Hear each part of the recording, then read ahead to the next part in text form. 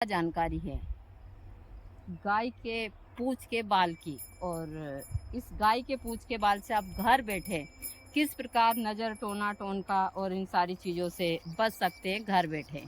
तो पूरे ब्लॉग में बने रहिए, विस्तार से जानकारी देखिए और देखने के बाद में इन क्रिया को कर कर घर बैठे। जय माता दी सभी को, हर हर महादेव। आज जो मैं जानकारी देने जा रही हूँ वह जानकारी है भूत प्रेत नज़र टोने टोनके के लिए। और यह एकदम सरल और आसान है। देखिए, मैं हमेशा सभी को बोलती हूँ कि मैं जो भी प्रयोग आप लोगों को देती हूँ यदि आप करते तो फ़ायदा ज़रूर होता है अच्छे योग में।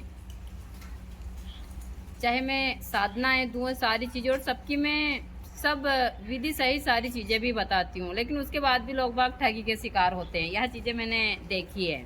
तो आज जो मैं जानकारी देने जा रही हूँ वह है जो गाय होती है, देसी वाली गाय के पूंछ के बाल की। हमारे हिंदू धर्म में हम गौ माता को माँ के समान मानते हैं और अपने गौ माता के गौलोचन के बारे में या बहुत सारी चीज़ों के बारे में हमेशा सुना होगा।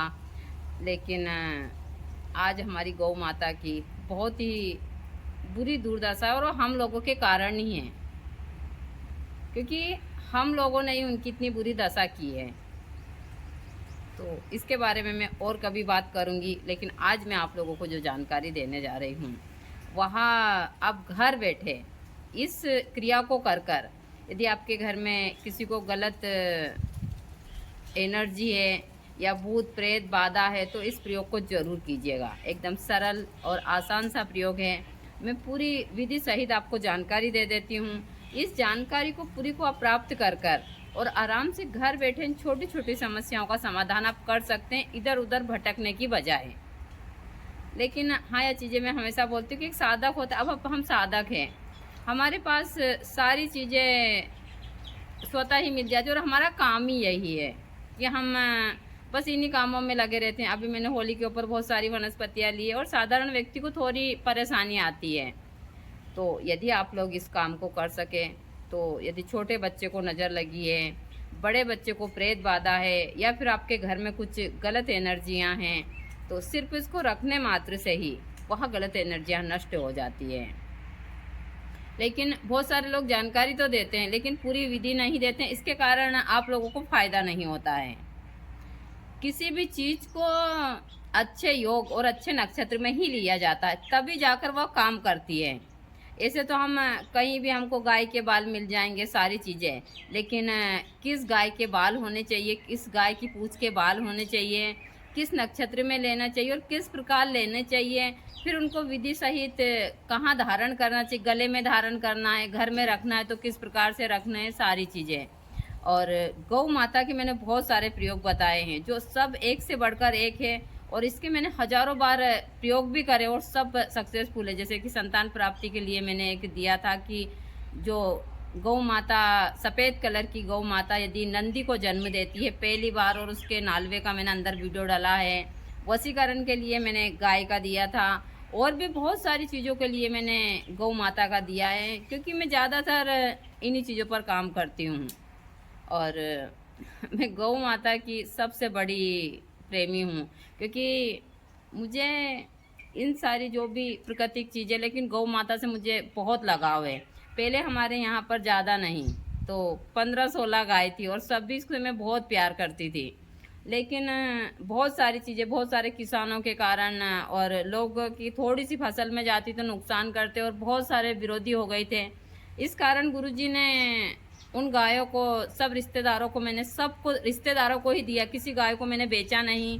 और सबके यहाँ आज भी वो सारी चीज़ें चल रही, सब दूध भी दे रहे हैं और बहुत अच्छे हैं। सिर्फ मेरी एक आवाज़ लगाने से वहाँ लोग दौड़े चले आते। बहुत मन विचलित होता है उनको देखकर, लेकिन जब हमारे पास में इतनी सुविधा नहीं थी, इतने पैसे नहीं थे कि हम उनकी एक छोटी सी गौशाला बना सकें, और फिर हम 3 इंसान हैं और आज के ज़माने में किसी पर विश्वास नहीं करा जा सकता।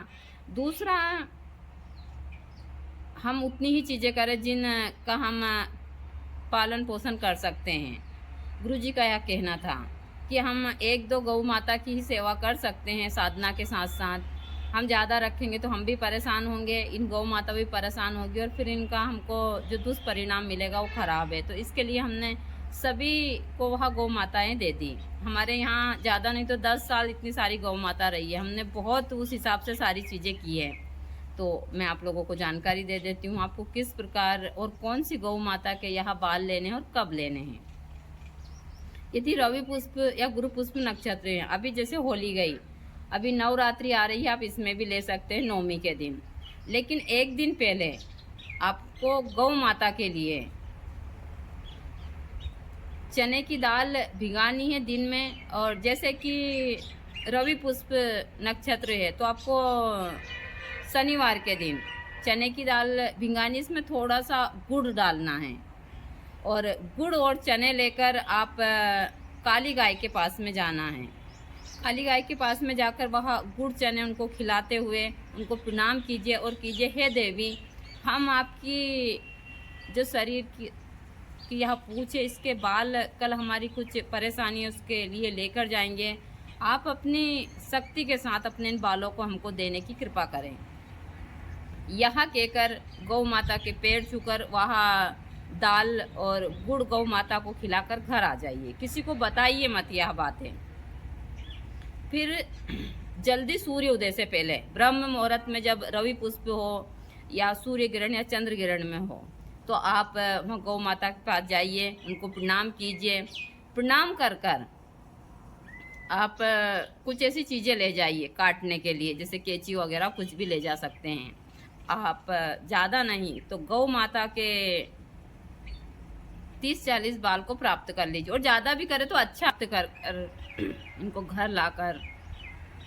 अभी हमारे यहाँ क्या है कि किसानों के खेत में थ्रेसर चल रही है और तेज़ हवाएं चल रही है, इसके कारण जो बारीक बारीक गेहूँ की घेंस आती है उसके कारण खांसी वगैरह और गले में उस हवा के साथ साथ वहाँ आती है सारी चीज़ें, तो गले में थोड़ी हिसाब की चीज़ें हो रही है। अभी 15-20 दिन यहाँ का दृश्य ऐसे ही रहेगा, क्योंकि यहाँ जो हमारा आश्रम है यहाँ जंगल में और आसपास किसानों के खेत हैं, तो सभी के यहाँ हार्वेस्टर थ्रेसर सारी चीज़ें चल रही है, तो इसी हिसाब का यहाँ का दृश्य है। तो थोड़ा गला आज ख़राब है, इससे थोड़ी देर रहता है हवा के साथ, यदि कुछ चला जाता है तो फिर ठीक हो जाता है। तो आप लोग थोड़े बाल प्राप्त कर कर उन बालों को अपने घर ले आइए। घर लाकर उनको गंगा जल से स्नान करवाइए। फिर उनको कुमकुम, चावल, पुष्प, धूप दीप कर कर नैवेद्य लगाकर जो मैं मंत्र देने जा रही हूँ, इस मंत्र से रवि पुष्प हो, गुरु पुष्प हो, ग्रहण काल हो, कम से कम ज़्यादा नहीं तो 1100 बार अभिमंत्रित कर लीजिए। अभिमंत्रित करने के बाद में आप उन बालों को चांदी की डिब्बी में भरकर, यदि आपके घर में धन की कमी है तो चांदी की डिब्बी में भरकर आप उनको अपने धन के स्थान पर रख सकते हैं।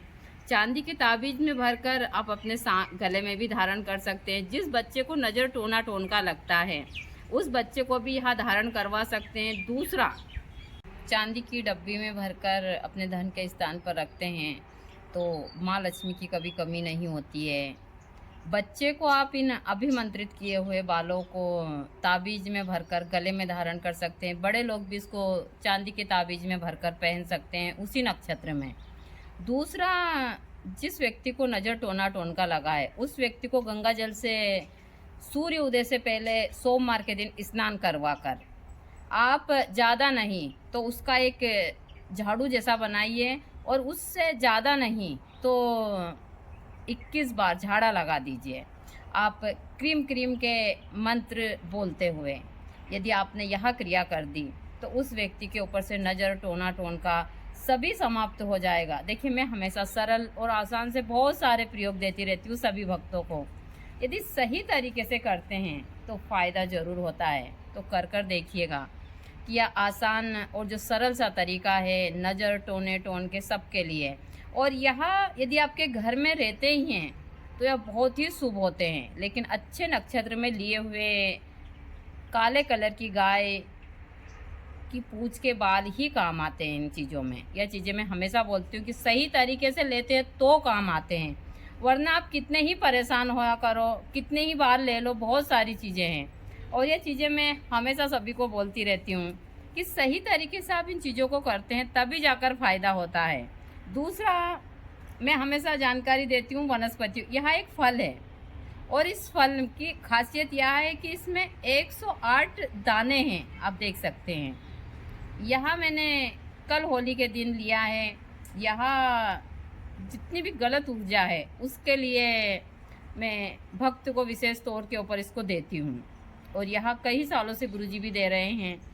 जहाँ पर यह फल होता है, यह फल नहीं है, एक पौधा है जिसकी जड़ है। यहाँ जड़ के अंदर की सारी चीज़ें हैं। तो और यहाँ देख सकते हैं, यहाँ इसमें से पौधा भी निकलता है। तो यह लहसुन की तरह है, लेकिन यह लहसुन नहीं है। और इसमें 108 ही दाने हैं। इसके जितने आसपास यह जड़ें, इसमें 108 जड़ें हैं। और यहाँ एक अच्छे नक्षत्र में लिया जाता है। सारी चीज़ें उस हिसाब से इसकी करनी पड़ती है।